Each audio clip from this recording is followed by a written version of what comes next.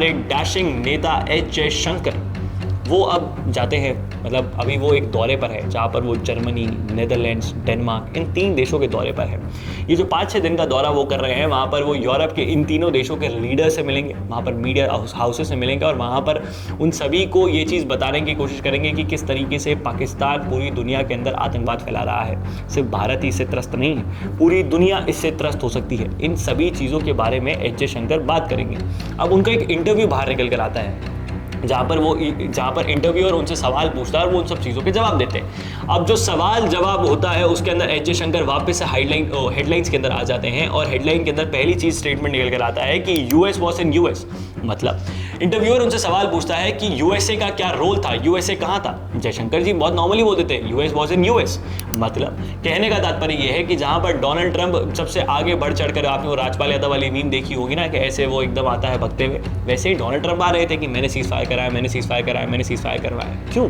आपने अक्सर ये चीज़ नोटिस करी हो कि जब भी वॉर लाइक सिचुएशन होती है तो डोनाल्ड ट्रंप सबसे आगे भगते हैं और बोलते हैं कि मैंने इसको बंद करा दिया, मैंने इसको बंद करा दिया। भले वो इसराइल गाजा वाली वॉर हो, रशिया यूक्रेन वाली वॉर हो, या फिर इंडिया पाकिस्तान के बीच में चल रहा कॉन्फ्लिक्ट जहाँ पर इंडिया पाकिस्तान के अंदर मौजूद टेररिज्म जो पूरी दुनिया को हार्म कर रहा है, उसको एराडिकेट करना चाहता है, वहाँ पर भी डोनाल्ड ट्रंप सीज फायर करवाने के लिए आ जाते हैं। ऐसा क्यों? क्योंकि डोनाल्ड ट्रंप का सबसे बड़ा कॉम्पिटिटर अगर मैं कहूँ तो वो है बराक ओबामा। और बराक ओबामा को अपना टेन्योर स्टार्ट होते ही नोबेल पीस प्राइज मिल गया था और डोनाल्ड ट्रंप के सपोर्टर्स भी यही चीज़ चाहते हैं कि डोनाल्ड ट्रंप को भी नोबेल पीस प्राइज मिल जाए। इसलिए डोनाल्ड ट्रंप जब भी कहीं पर कोई भी वॉर होती है तो उसकी सीज फायर करवा दिया, उसको बंद करवा दूंगा, उसको रोक दूंगा, ये सब बातें करना शुरू कर देते हैं। भले ही वो खुद यमन के अंदर हूथियों पर हमला करते रहे, ईरान के अंदर हमला करने रहे, ईरान पे हमला करने की बात करते रहे, इराक में हमला करते रहे, सीरिया में हमला करते रहे, ऊपर नीचे कहीं पर तख्ता पलट करवाते रहे, वो उससे कोई फर्क नहीं पड़ता। लेकिन वॉर उन्होंने रुकवा दी जिससे वो नोबेल पीस प्राइज के दावेदार बन जाए। अगर हम आगे बढ़ते हैं तो हमें एच जयशंकर की एक वीडियो क्लिप भी है जो बहुत ज़्यादा वायरल हो रही है। पहले आप वो वीडियो सुन लीजिए। The cessation of firing and military action was something which was negotiated directly between India and Pakistan. We made one thing very clear to everybody who spoke to us, not just United States, but to everybody, saying, look, if the Pakistanis want to stop firing, they need to tell us.